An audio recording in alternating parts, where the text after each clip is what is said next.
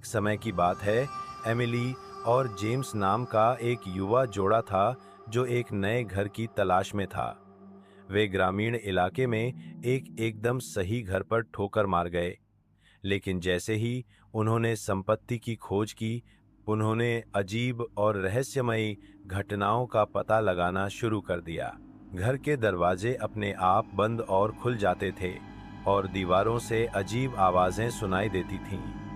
Emily और James ने अनदेखा करने की कोशिश की, अशांतियां, लेकिन वह अधिकाधिक बारंबार होती गईं। उन्होंने कुछ शोध करने का फैसला किया और सीखा कि घर का एक अंधकारमय और रहस्यमय इतिहास था। घर के पिछले मालिक सभी विलुप्त हो गए थे, गायब हो गए और घर कई वर्षों से छोड़ा हुआ था।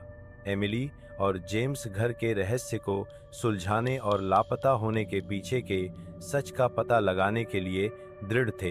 उन्होंने बिताया घर में कई रातें बिताईं, जांच की और सबूत इकट्ठे किए। जैसे ही वे रहस्य में गहराई से उतरे, उन्हें तहखाने में एक छिपा हुआ कमरा मिला। कमरे के अंदर उन्हें एक डायरी मिली जिसमें किसी पिछले मालिक का था।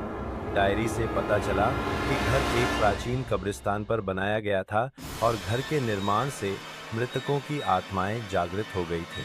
पिछले मालिकों को आत्माओं ने निगल लिया था और वे फिर कभी नहीं दिखाई दिए।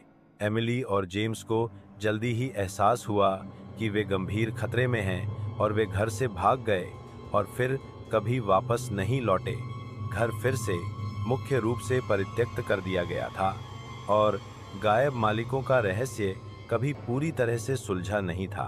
और इस प्रकार रहस्यमय घर की कहानी जीवित है, जो उन खतरों की एक दहला देने वाली याद दिलाती है जो छाया में छिप सकते हैं, और उन रहस्यों को जो सदियों तक दबे रह सकते हैं, खुलासे का इंतजार करते हुए।